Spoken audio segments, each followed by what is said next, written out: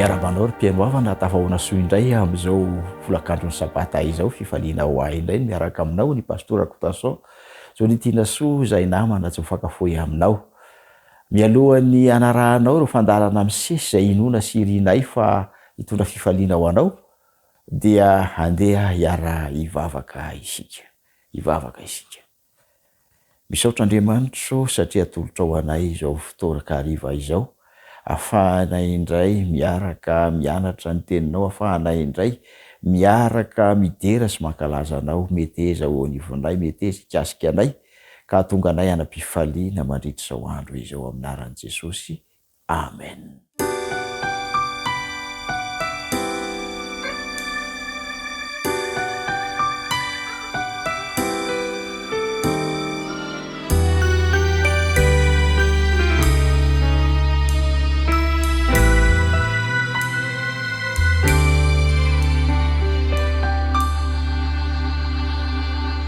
Mandundunao ampunao Gesù miandri mitalo miangafiano feunza milaza tenati miandrandrano uduri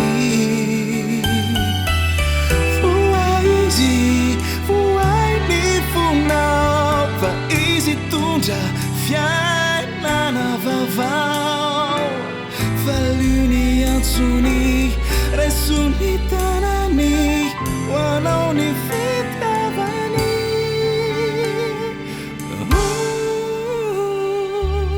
Mandunduna wampuna ismifu na wesiwana kavali resani lefitiavani nufidi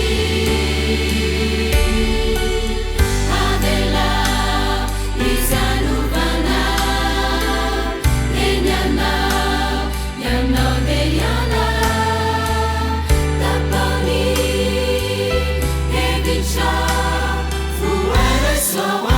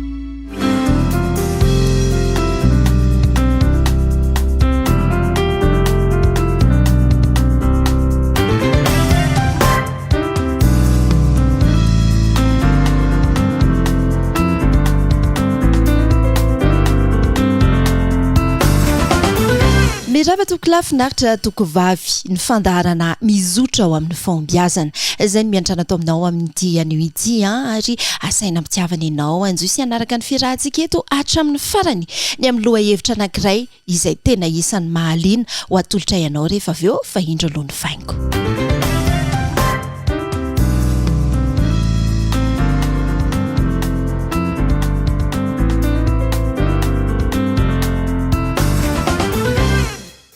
Araka izao hitanao any tokantrano an'izao dia miaraka amin'ireto tanora mahafinaritra ireto isika tanora zazalahy, tanora zazavavy ahitana ny Jejedia, ahitana ny Marco, ahitana ny Andraina ary ahitana ny Mélodie ihany koa izany. Faly mandray anareo ny plateau an'ny mizotra ao amin'ny fombiazana.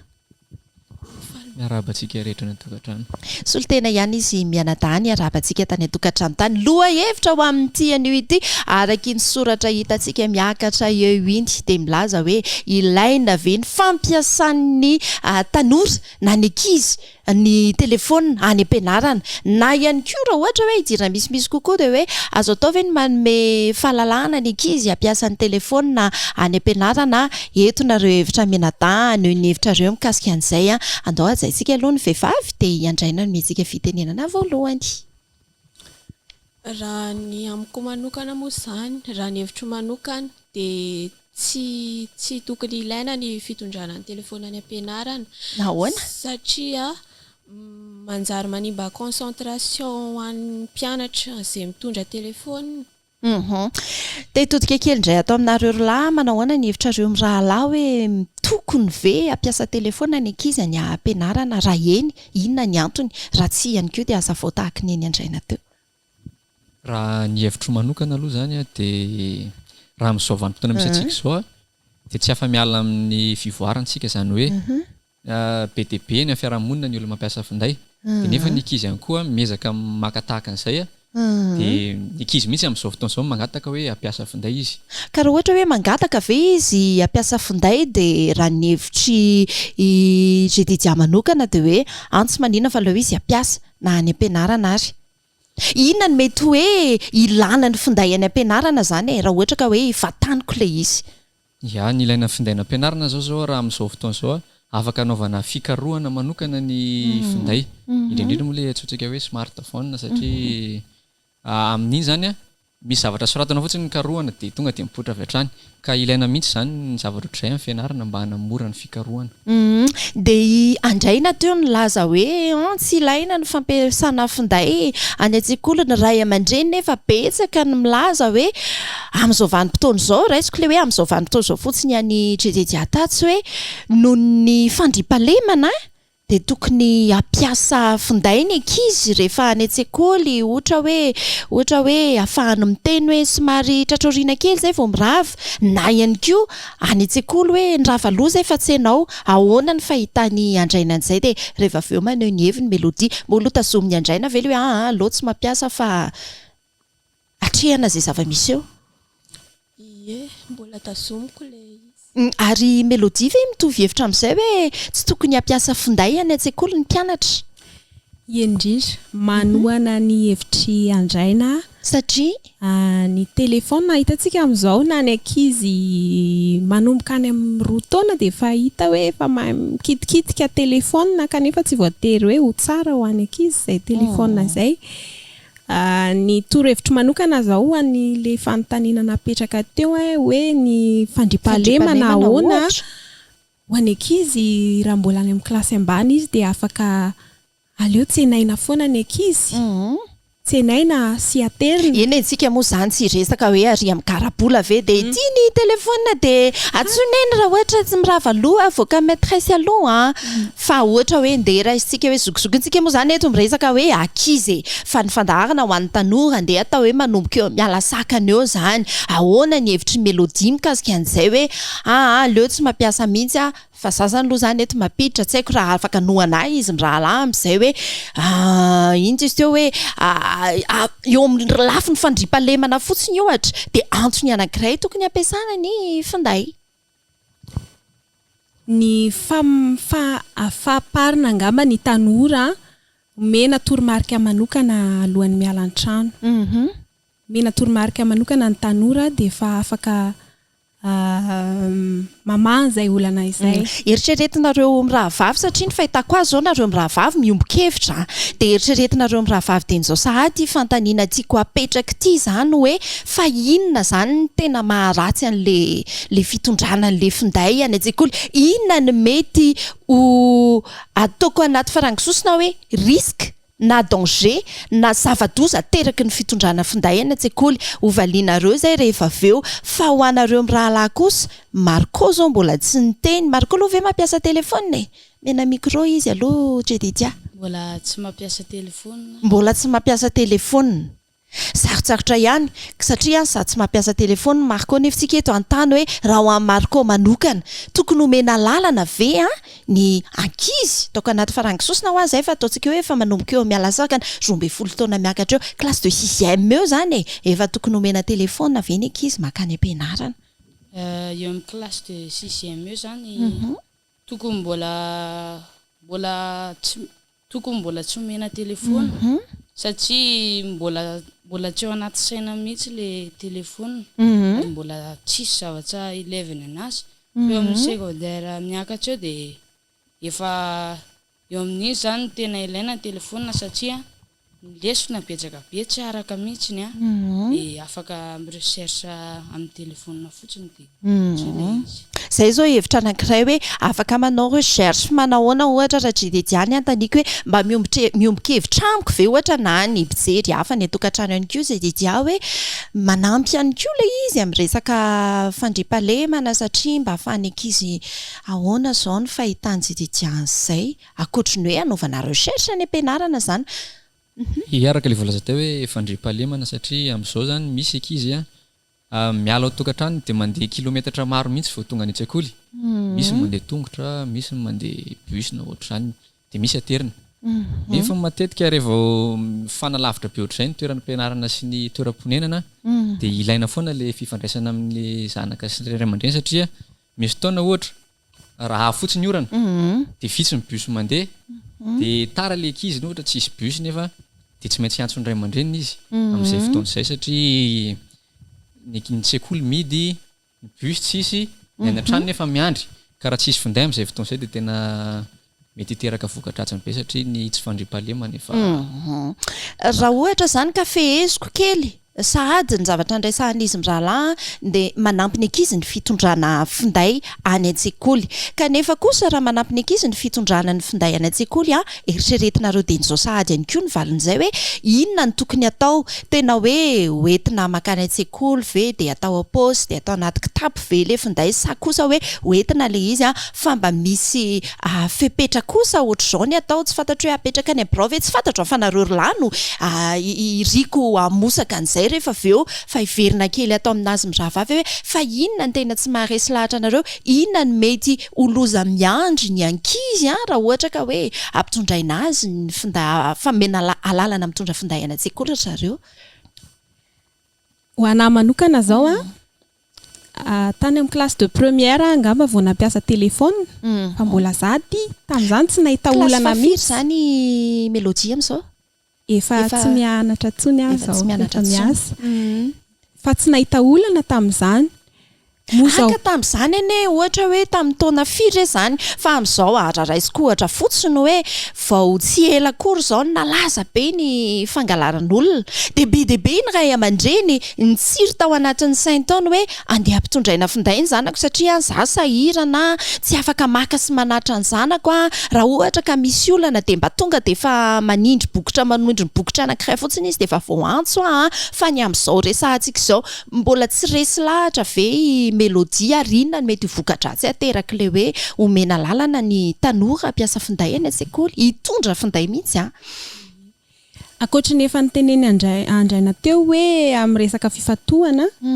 ny fampiasana telefona any am-pianarana mety hahatonga ny ankizy hanitatsaina ifraude raha tonga ny fotoana ny fanadinana fampiasana telefona moko misy dikany ane matoa 12 taona vao mahazo mividy puce eny am-mpivarotra eny 12 taona vao mahazo afaka mividy puce ny olona ray zany hoe tokony any amin'ny efa lehibe any zany vao mampiasa telefona ka tamin'izany ohatra ny foronandreo opérateur rehetra ireo ohatra tamin'izany fotoana izany mbola tsy nisy olana tahaka an'izao hoe sao dia hoe ny fandresentsika lahatra eto no mahatonga ny opérateur somary ampidina kely an'izay zany tsetsatsiatra zay fa tsy hoe manohatra ny melodia akory fa andraina ny tiako antanina hoe andraina inona ny mety ho voka-dratsy ateraky ny fanomezana lalana ny mpianatra ampiasa telefona any an-tsekoly. Raha ny hevitro manokana indray voka-dratsiny dia ao anatin'ireny telefona ireny moa zany amin'izao efa misy le zavatra mamofady na ohatra hoe olona zao hoe miinvite hoe andao iona nefa ny zava-doza miandry anao any sendra hoe rehefa mirava dia hoe rehefa mirava dia hifanao fotoana amin'ilay olona ohatra dia mety zava-doza nateraka ilay izy ie dia efa somary mamaraparana raha teo ihany koa tsika ho anareo mirahalahy araka ilay fantaniana izay efa napetrako teo ihany koa inona ny azo ambara ho an'ny mpijery any atokantrano na ny tanora tahaka anareo na ny ray aman-dreny hoe inona kosa na dia ohatra nareo mirahalahy resy lahatra hoe aleo mena lalana kosa ny mpianatra hitondra findaina no ity antonty na no ity antonty melohan'izay aloha melohan'izay satria manjakatra ny hoe efa mitipitiny isika efa resy lahatra amin'ny zavatra tenena izy mirahava avy teo ve nareo hoe mety hisarika ho any amin'ny fanaovataova foana ilay izy na mety hisarika ho any amin'ny tsy fifantohana ilay izy ahoana ny fahitany mariko an'izay marina izay fa le fitondrana telefona koa zany raha hoe fijerena azy dia mila asiana lerana tsy hoe eo foana ianao nefa hianatra ianao dia eo amin'ny telefona zay zao efa vahaolana anankiray tamin'ilay fantaniana napetrako taminareo lahy hoe inona kosa mba fepetra raisina za mino fa jejeja manana ambara akoatran'izay voalazany mariko izay tena isan'ny zava-dehibe mihitsy izay mariko raha ohatra zany zao le hoe teo amin'ny fandriam-pahalemana teo dia raha ohatra hoe olana be le fampiasana finday ohatra ao am-pianarana dia afaka asiana fitsipika ny aina an-tsekoly hoe mpiana daholo ny finday rehefa atao am-pianarana mba hampifantoka antsika mba tsy hisiany ozy izy teo hoe fraude sy ny sisa dia rehefa mirava ny ao am-pianarana dia afaka mampiasa finday le ankizy fa misy kosa nefa tena ilaina mihitsy le fikarohana araka le hevitra tamin'ny voalohany teo hoe ilaina fikarohana le satria amin'izao mihitsy misy mpampianatra tena manentana ny ankizy mihitsy raha hoe karohanareo afaka mampiasa finday nareo rehefa anao an'io fikarohana io zany hoe misy fotoana zany tokony asiana fitsipika le izy satria mpampianatra ao am-pianarana misy fotoana hoe avoiny findainareo karoha izao na hoe alefo sarty fa tsy afaka mandika an'ity tsika misy fotoana kosa nefa mpampianatra miteny hoe vono daholo ny findainareo fa mila fanazavana anao fanazavana dia mila fifantohana kely dia mitoetra any an-trano koa moa zany le fampiasana finday satria tsy hoe rehefa tonga any an-trano dia malalaka fa ny ray aman-dreny koa zany tokony maneho ohatra mametraka fitsipika ihany koa amin'ny fampiasana finday mba halala ony le ankizy ahafetena satria indrindra moa zany ny ankizy rehefa mampiasa finday dia mety tsy hafetena izy fa raha ohatra hoe tanora rehefa lehibebe tenenao fotsiny hoe zao katramin'izao anao mampiasa dia mety tena mampiarina le izy fa ny ankizy zany tena raha maso fa afaka mampiasa izy hevitra anankiray efa mitondra hafatra sahady zao ary hitantsika miatokatoka mihitsy moa zany melodia atao amin'ny ankavia koa ato ny amin'izay torohevitra noentiny jejeja sy marco zay fa efa mamaraparana ihany koa tsika misy ve hafatra tia ny melodia ampitaina indrindra toa-kevitra ny amin'izay lohahevitra resahantsika androan'izay hoe fanomezan-dalana ilaina ve ny fanomezan-dalana ny ankizy ampiasa ny finday any an-tsekoly. Ny hevitra moa zany ny hafatra dia mitodika manokana any amin'ny ray aman-dreny zany miankina amintsika ray aman-dreny ihany zany izy io hoe amela na tsy amela tokony ho jerentsika eo amin'ny voalohany indrindra ny taona arakaraka ny taonany ankizy fa tsy hoe any amin'ny taona voalohany kosa ve ny ankizy dia efa ampitondra antsika telefona ve ohatra fa ataon'inona zany inona ny ampiasany an'izany ary mety hanimba ny masony zany raha toa ka hitondra telefona izy hatrany am-pianarana nefa mino afa any an-trano koa izy mbola ampiasa an'iny dia ho antsika ray aman-dreny zany ho an'izay mampiasa ihany koa mamela an'izany amin'ny mampiasa ka mba hisy fanaraha-maso satria tsy miafina amintsika ny firoborobony ny Facebook sy ny tariny ilana fanaraha-maso ny fampiasan'zanantsika ireny fitaovana ireny fa mety ampidi-doza ho azy izany raha tsy arahantsika maso. Ho an'ny andraina manokana inona ny mba hafatra tia ny andraina ao ampitaina na ho an'ny mpanabe ho an'ny ray aman-dreny indrindra ho an'ny tanora tahaka ny andraina. Raha ohatra hoe ho an'ny mpanabe dia mila manentana zany izy ireo hoe vonoina ny telefonina rehefa atao ampianarana. Raha ohatra ka manome alalana izy ampiasa telefonina tsy izay? Ie. Dia raha ohatra ndraika ohatra hoe ho an'ny ray aman-dreny dia mila araha-maso be zany ny ankizy izay manao an'izany raha mbola latsaky ny 12 taona izy. Dia raha ho an'ny tanora ohatra andray dia efa sarotra izao ny fiainana. Dia mety misy zava-doza ateraka izany rehetrarehetra izany hoe misy olona ohatra izao hoe misy olona miinvite anao ohatr' izany dia misy zava-doza. Dia raha ny amiko manokana dia raha ny ilaiko telefonina hoe lesona izay tedavina fotsiny no ilaina an'iny telefonina.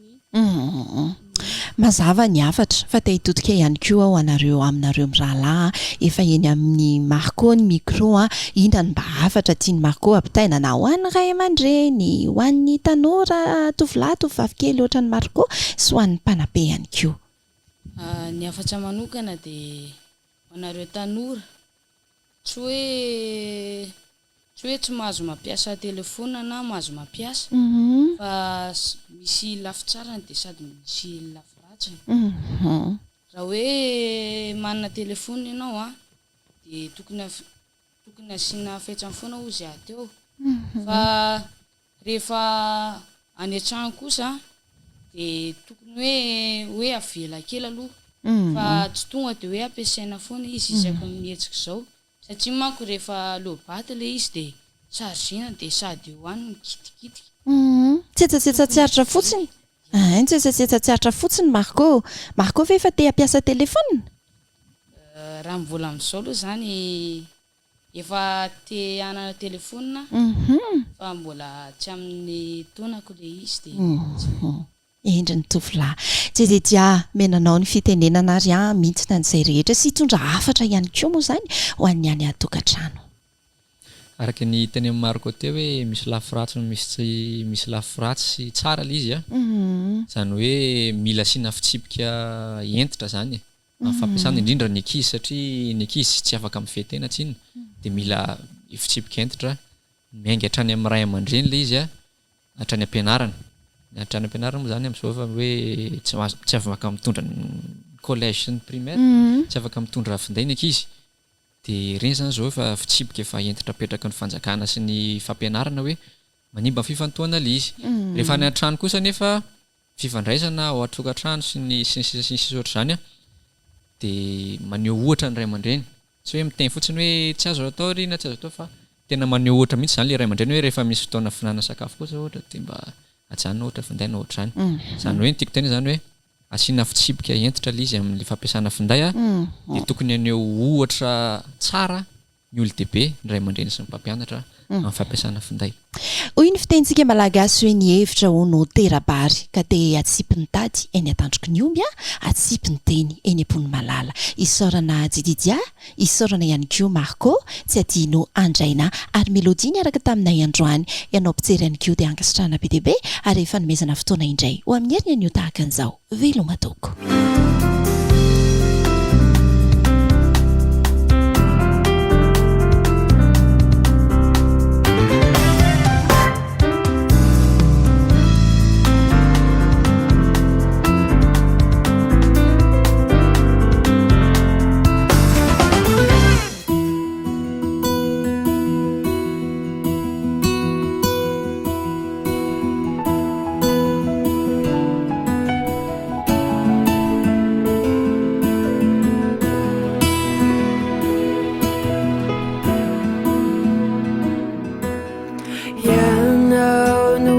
pianako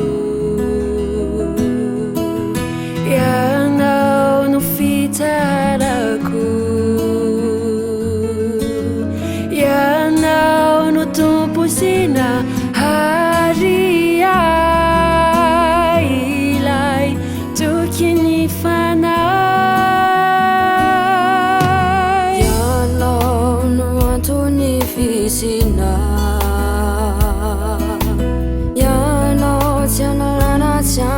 Pina mas o beijo eu faço avanço ya no no tutulugu ya no shishai sambaraku manda kiza fiadanaku tulam yano diam hanurenana yano fana perana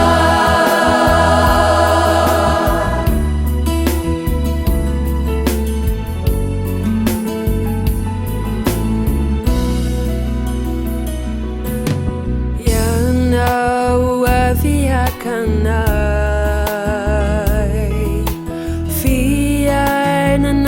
Chakizai Tunga vafangana pamuntisu Yano nuanjasaku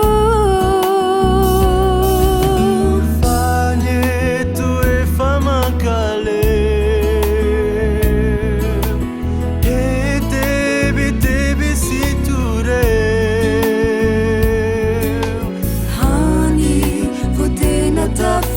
Tambacha tuntu lumasambacha ya no shirai sambaraku manja kiza fiadanaku ya no vatulab ya no diab hanurenana no fana perana ya no jijai no sambaraku manja kizai fiadanaku ya no batulam ya no deam anurenana ya no fana perana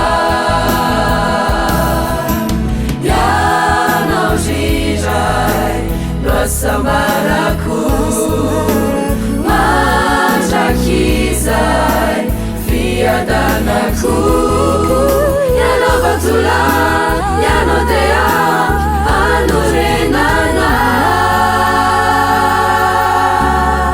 ya no fana pejana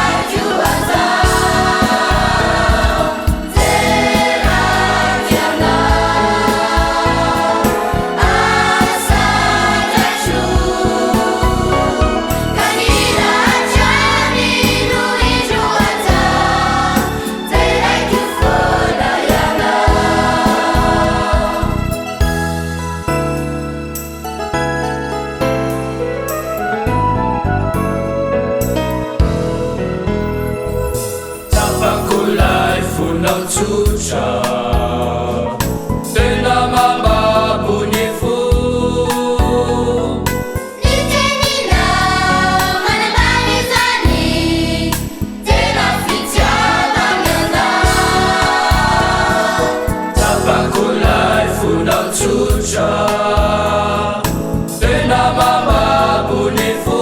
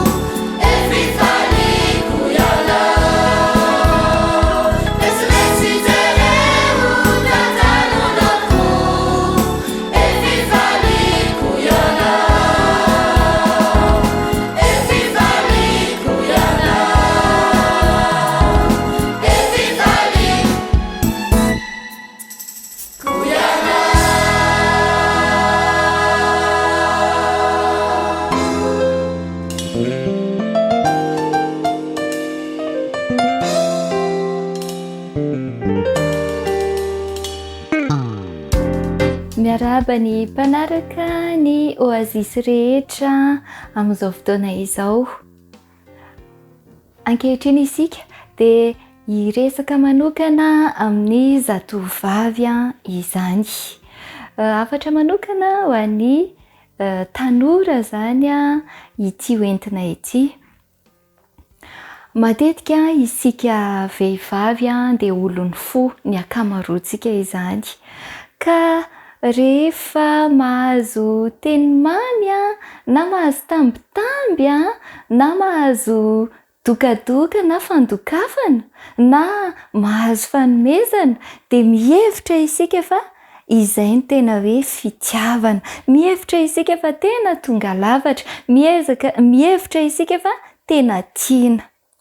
Dia afatra manokana ho anareo zany ry zatovovavy ity hoe tandremo latsaka ao anatin'izay fandrika na fitaka izay.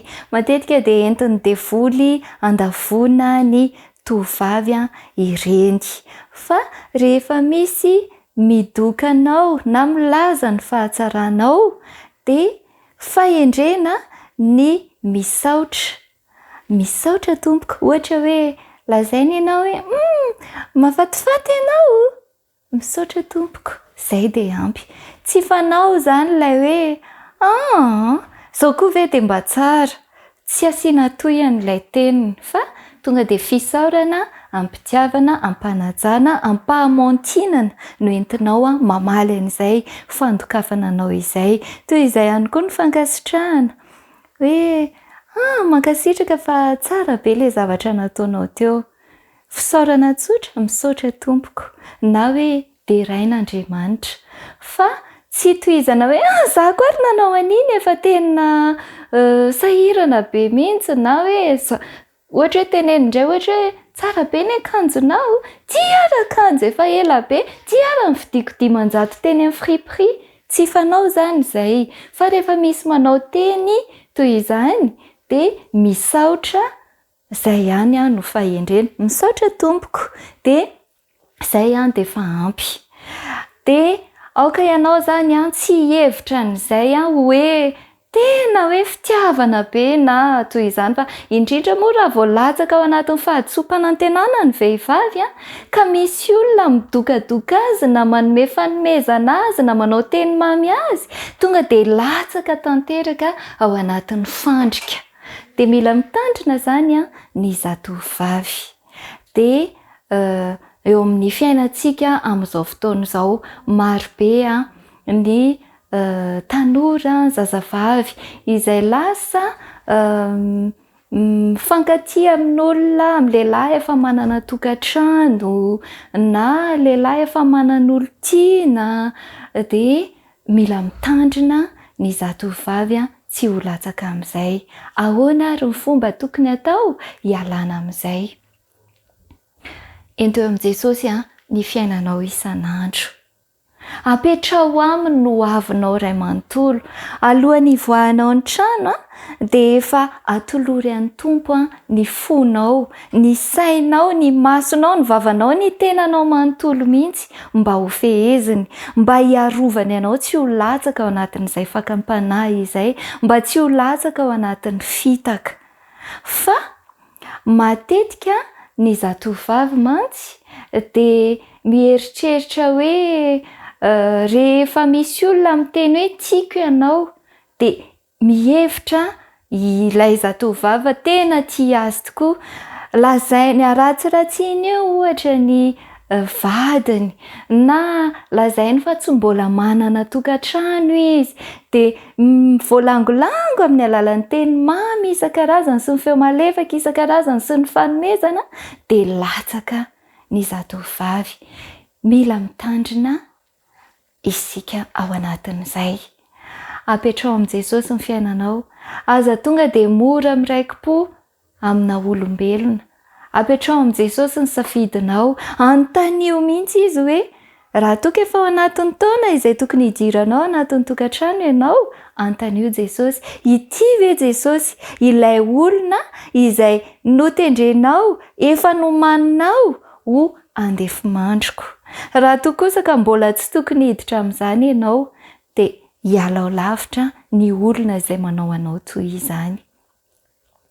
Dia izay no toro-hevitra kely tsetsatsetsat tsy aritra nampita manokana ho amin'ny zatovavy mba tsy ho latsaka ao anatin'ny fijangajangana na fiainana tsy mifanaraka amin'ny sitrapon'Andriamanitra, manana fitondrantena endry matotra ankasitrahan'Andriamanitra. Ary ity ny tena zava-dehibe indrindra, ataovy tsapanao fa manatrika anao eo foana Andriamanitra.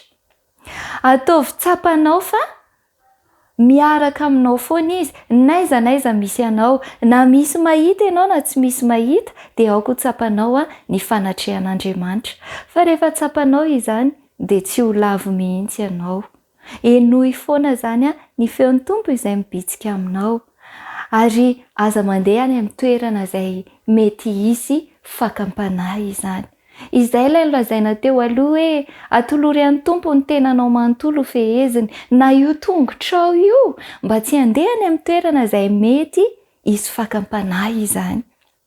Ny masonao mba tsy hijery zavatra izay hoe hitarika anao na hitondranao ao anatin'ny fakam-panahy. Dia izay fahatsapanao ny fanatrehan'Andriamanitra izay, ny fetezanao sy ny fanoloranao ny tenanao ho feheziny, izay no ahafahanao miaro ny tenanao tsy ho latsaka ao anatin'izany fahalavona izany. Amin'izao fotoana izao maro ny olona izay mijaly ao anatin'ny tokantrano, vokatra izany fijangajangana izany, ary matetika dia avy amin'ny tovovavy no antony mahatonga izany. Mila mitandrina ny zanak'Andriamanitra mba tsy ho ianao no ho latsaka ao anatin'izany ka ampikorotana ny tokantrano hafa. Dia izay no azona tolotra anao indray tamin'ity androany ity, mankasitraka tamin'ny fanarahanao ny fandaharantsika. Mametraka amin'ny veloma mandrapitafy ho any manaraka indray ary. Veloma tompoko!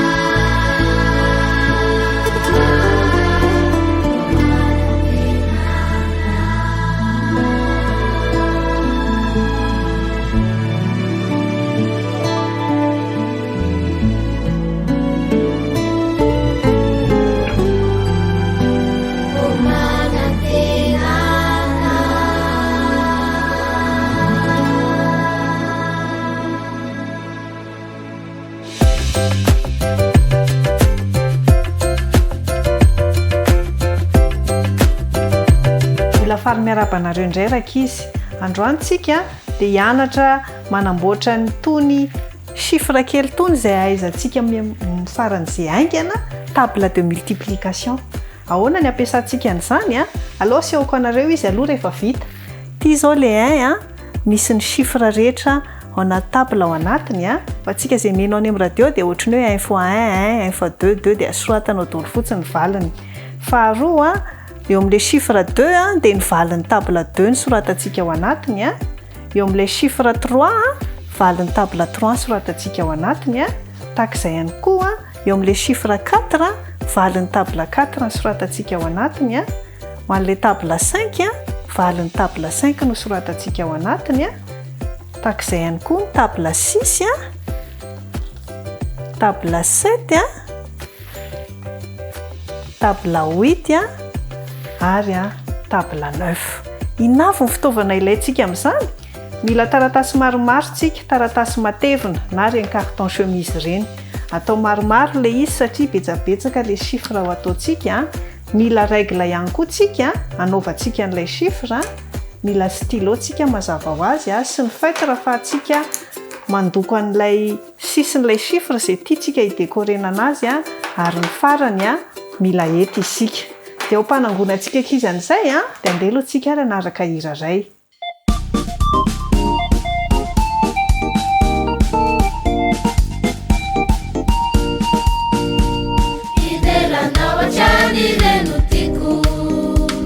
Ilazanya tsarana vitana kafenu wafalina lemifuku wafakale iderano tsiku iderana wachani lenutiku ilazanya tsarana vitana kafenu wafalina lemifuku wafakale iderano tsiku asana chai nyanaranahu nifeunenu ijatone mafibe olesureni latulu chai uanicha akasicha anoriwa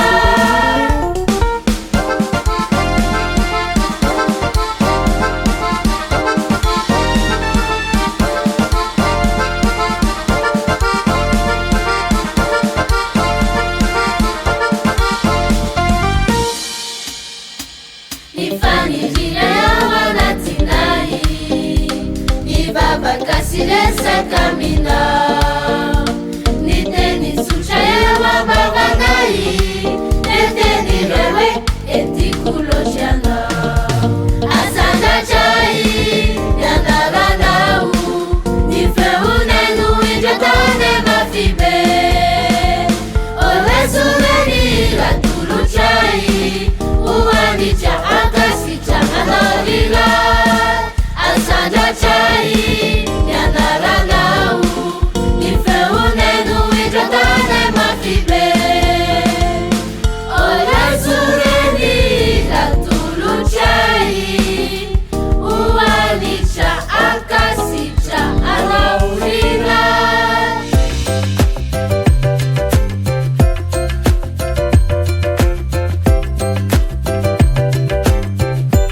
maka taratasy matevitevina indray sika rakizy carton chemise na ny anazy zao ty boritra netezako fotsiny.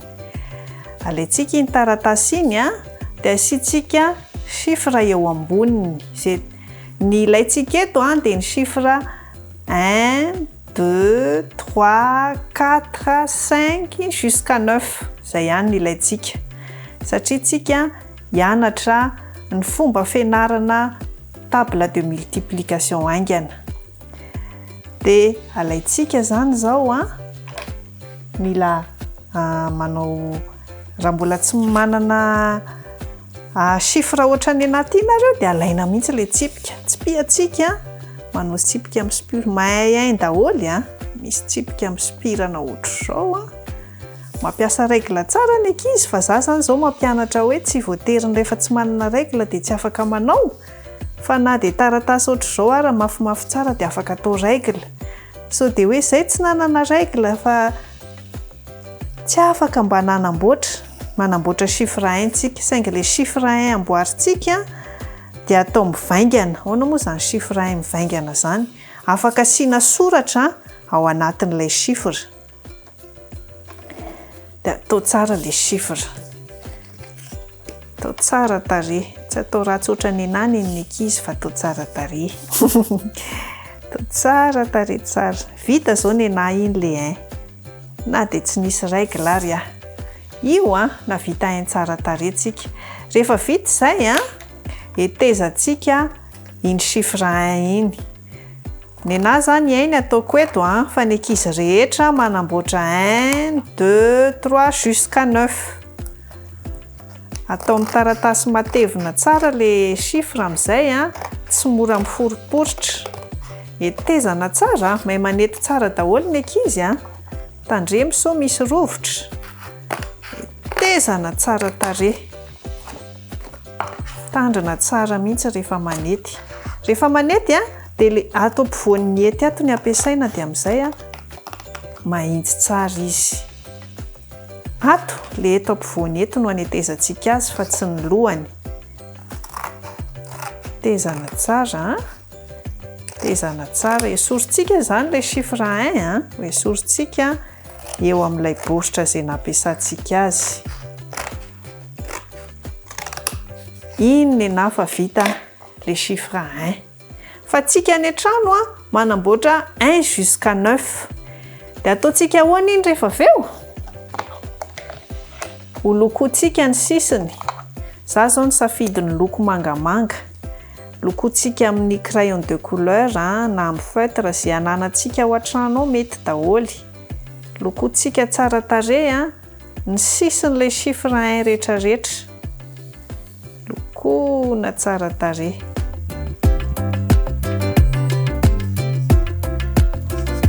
Lokona tsara daholo ny sisiny rehetrarehetra iny amin'izay hita hoe tsara le aina amboarintsika. Voaloko izay ny anahy navita nandoko daholo ny ankizy. Dia ho asiantsika soratra amin'izay eo amboniny. No ataontsika eo amboniny dia table. Ty zany zao ny anahy dia table 1 zany zao ny anahy ty. 1 fois 1 1. Asiantsika 1. 1 fois 2 2. 1 fois 3 3. Dia soratantsika arak'izay. 1 fois 4 jusqu'à ny amin'ny 10 4. 1 fois 5 5. Alantsika kely aloha ty 1 fois 6 6.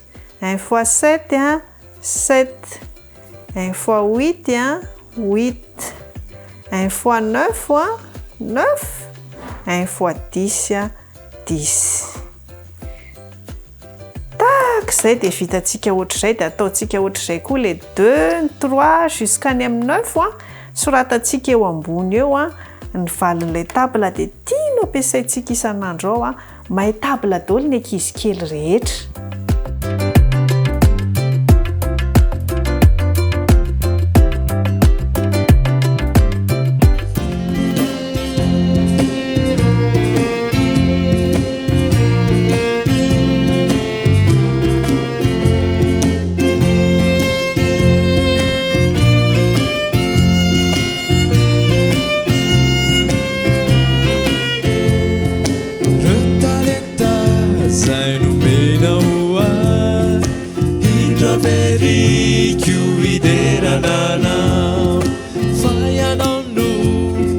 Canto mai tulipeni na ianizai fitaovana kely mba nampiasaina fanao ny hery ary koa ny saina.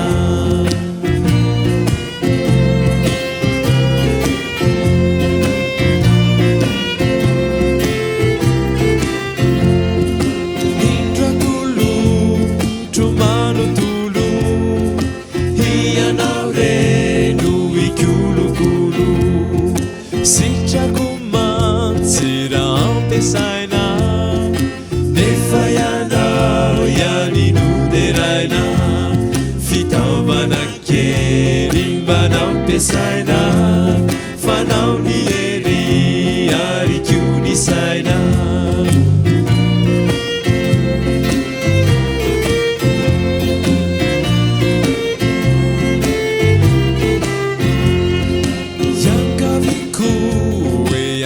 vitsito mbatone regny aiaiko fantatro loatra fa tsy toetranao raha tsy ampifinona ho avela raha sendra vita iza ilainao ay dia azarinao fa dia irizoana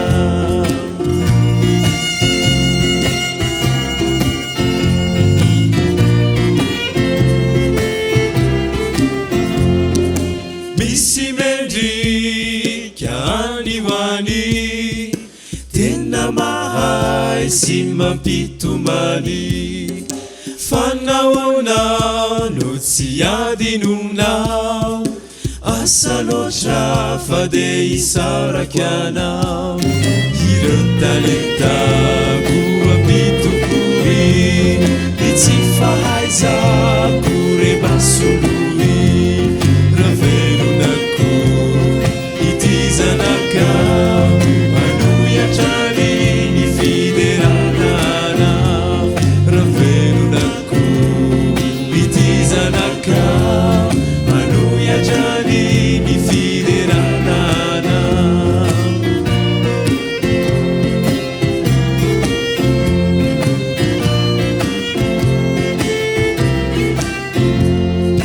reo talenta zay nomenao ay indra veriko iderana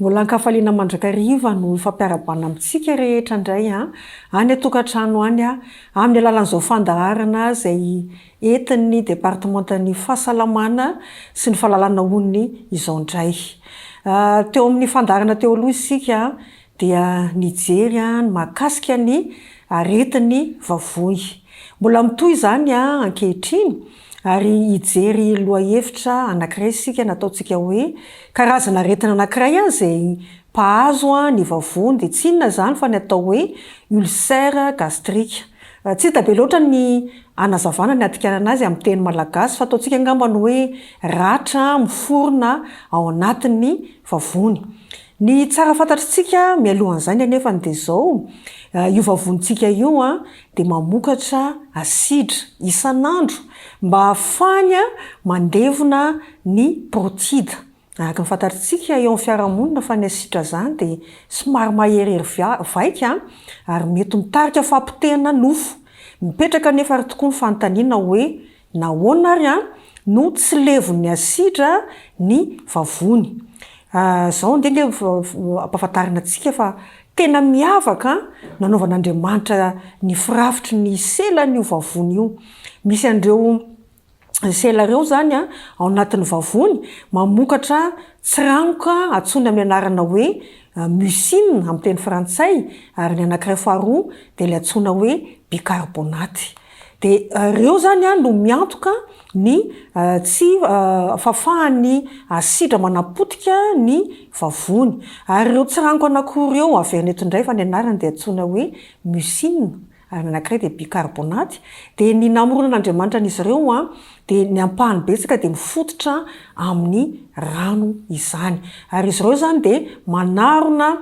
ny vavony iarovany mba tsy ho laniny asidra izay vokariny vavony irery ihany zao nefany raha tsy tomombana ny famokarana mazava ho azy ny mucine izay ny marina fa ny mucine io zany izy zany ilay lafika voalohany izay mandray voalohany ny ranony asidra fa ny bicarbonate zany dia ao amin'ny lafika faharoa zany koso faharoa ka raha lasa manify loatra zany mucine io dia metafiditra anatinatiny kokoa ny vavony zany ny ranony asidra kanefa zany mbola eo le lafika faharoa de ny bicarbonate zany raha to zany ka lasa me manify le mucine de mbola eo zany misolo vaika azy ny bicarbonate raha sanatria moa zany sy tomombana koa mazava ho azy ny bicarbonate ny famokarana anazy de tsisy ninona azo ny vavony atao tsony fa dia laniny asidra ny nofotra malemilemy ao anatin'ny vavontsika io marina fa io vavontsika io de malemilemy ohatran'ny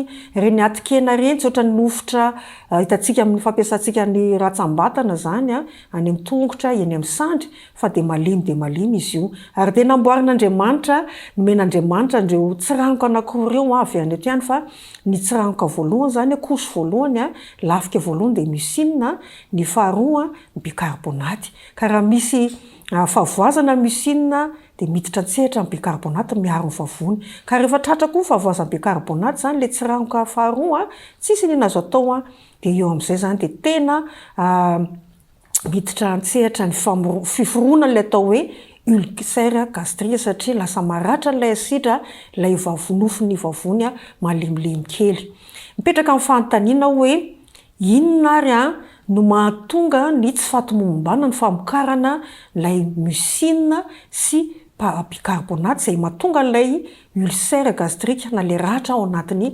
vavontsika voalohany indrindra de hitantsika tany amboalohany teo fa ny namoronan'Andriamanitra reo tsirango anankiroa de mifototra amin'ny rano mazava ho azy zany fa raha tsy ampy ny rano sotrotsika de tsy ampy mazava ho azy ny famokarana andreo tsirango anankiroa zay natao hiaro le nofo malemilemy ny vavony amin'ny asidra eo ihany koa misy fahazarana zay mamatotra antsika olombelona de tsy inona zany fa ny fifohana ny sigara zay misy le pozina antsoina hoe nicotine io nicotine io moa zany dia singa ao anatin'ny sigara zay mahatonga fiakinan-doha indrisy mampalahelo ary eo ihany koa le voka-dratsy ateraky nicotine io de manery ny lalandrà ampahafantarina antsika fa ny lalandrà de mitatitra ny raha any amin'ny tova rehetra ary ny lalandrà de ny singa zay mamaritra anazy zany de ny rano anisan'izany ankoatran'ireo sela majinika miaraka ao aminy de mazava ho azy zany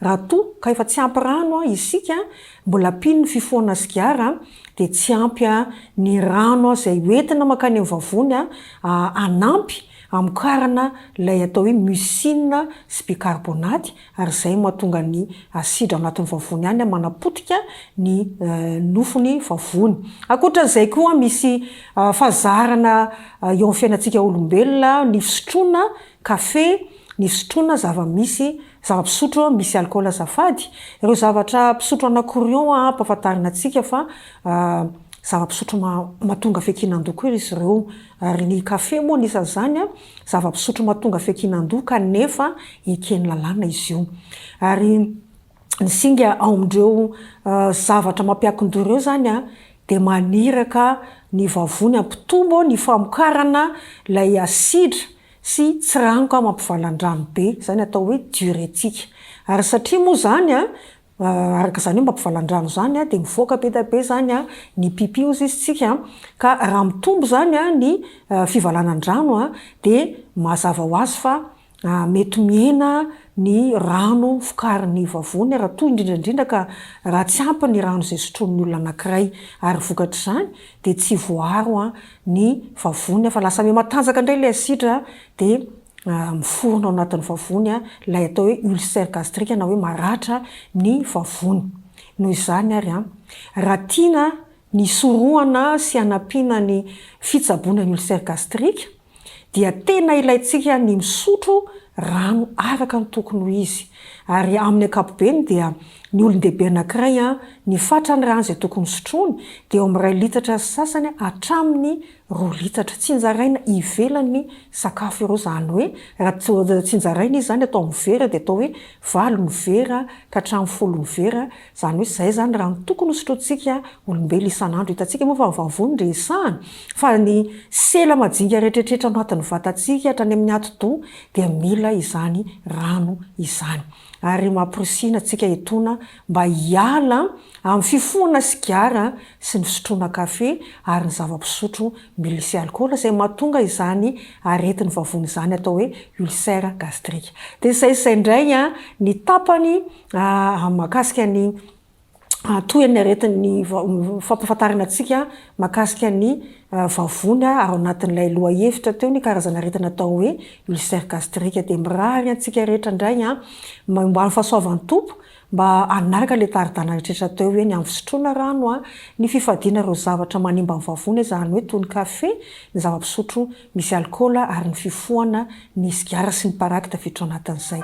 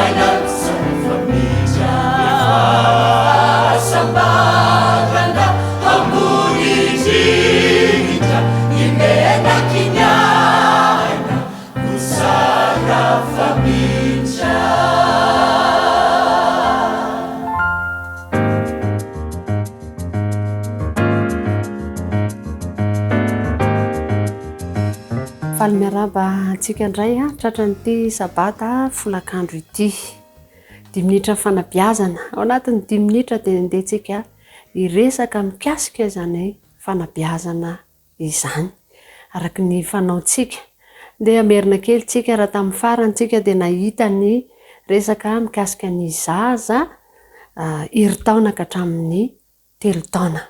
Dia nahitsika hoe ireo zaza ireo dia mbola ao anatin'ny kilalao tanteraka ary ireo zaza ireo dia olona mora mangalatahaka.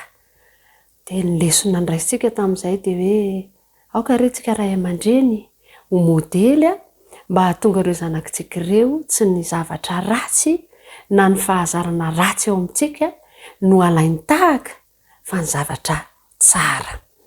Amin'ity androany ity indray dia ndehantsika hijery toizantsika izany le izy. Teo le izy ny hatramin'ny 3 taona, izao indray ny 3 taona ka hatramin'ny 9 taona. Ahoana indray ireo zaza ireo? Inona mampiavaka ity taom-pahazazana ity? Ty taom-pahazazana ity dia ataontsika hoe taom-pahazazana faharoa. Ary ny mampiavaka azy dia eo izy le miditra an-tsekoly. Rehefa mandeha makany an-tsekoly izy dia ao le mirongatra le manana fitiavan-tena kely. Satria nahoana eo izy le mihevitra fa izy irery ihany no tokony karakaraina, izy rery any a no tokony horarahina naiza naiza.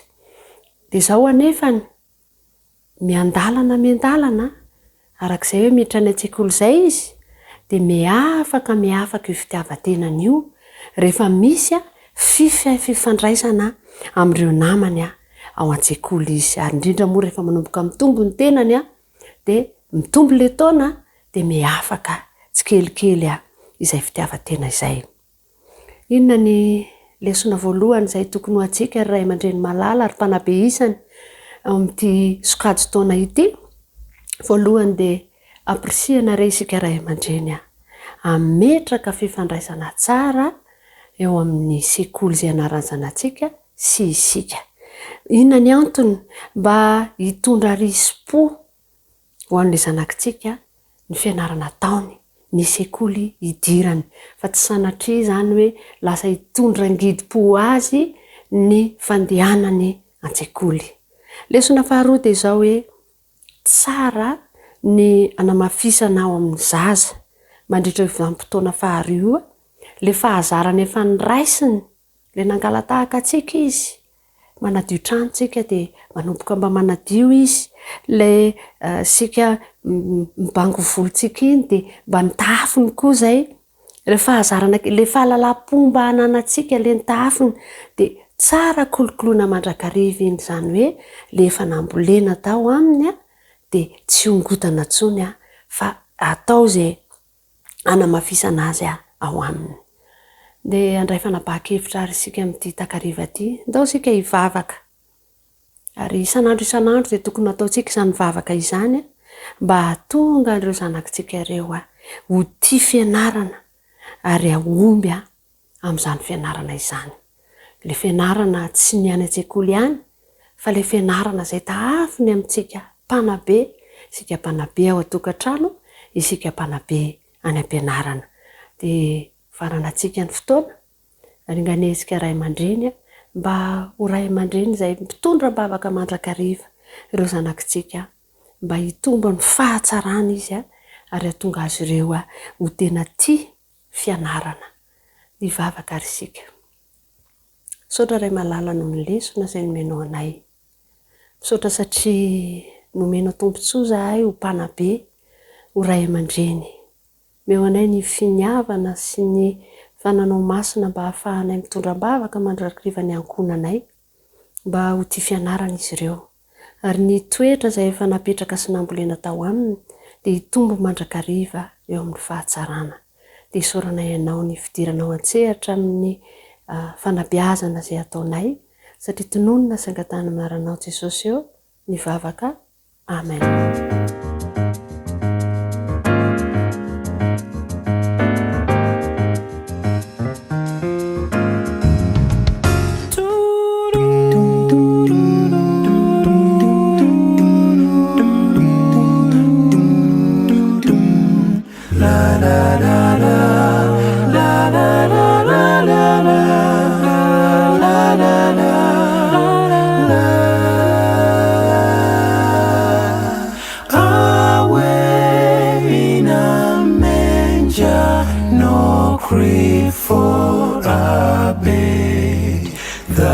Little Lord Jesus laid down his sweet head. The stars in the sky looked down where he lay. That little Lord Jesus asleep on the hay.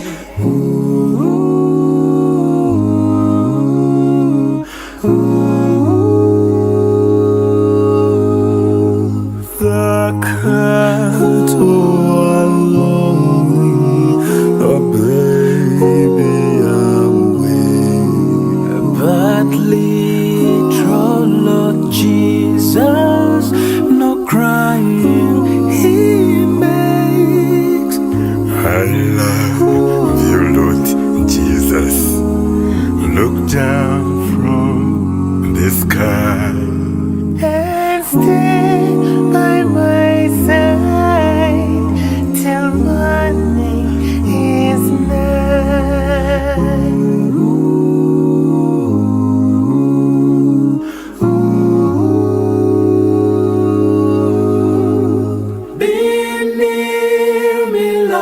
Jesus, I ask you to stay close by me forever and love me, I pray. Bless all the dear children in thy tender care, and take us to heaven to live with you there.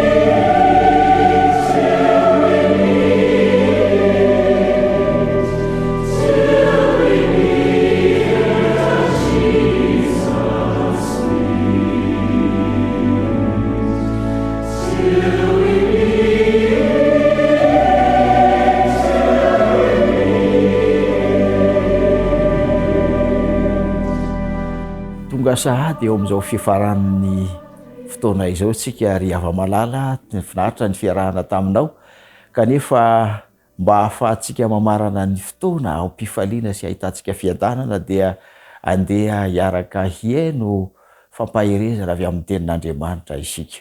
Mialoha izany dia tiako nitondranao sy manasanao hiaraka imombavaka ivavaka isika. Misaotra Andriamanitra no nanomezanao anay ny fotoana rehetra kehitriny izay hanokatra ny teninao. Mety eza hikasika anay, mety eza hampahereza ny teninao izany ka hitondra fampaherezana ho anay. Amin'ny anaran'i Jesosy. Amen.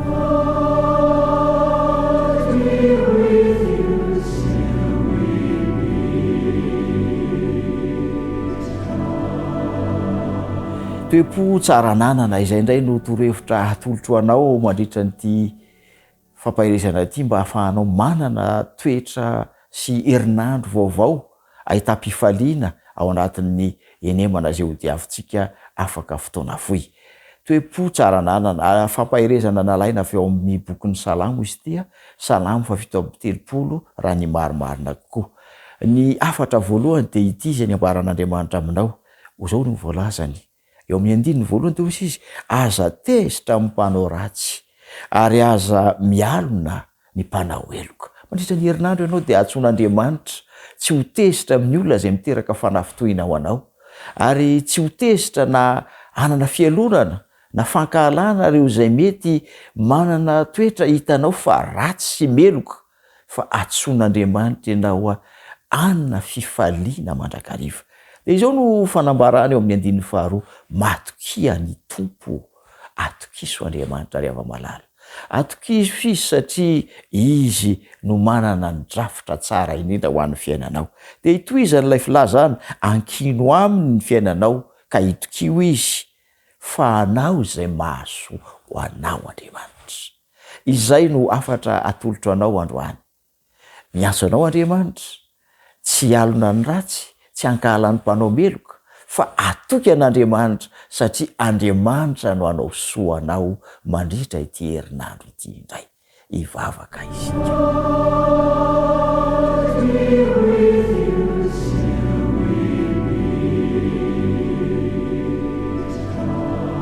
Misaotra noho ny amin'ny teninao Andriamanitra, fifaliana ho anay no mandray izany. Koa meteza hiasa ao anatinay mandritra ity herinandro vaovao izay itiavinay ity, ka ho fiadanana sy fifaliana ny fiainanay manontolo amin'ny anaran'i Jesosy. Amen.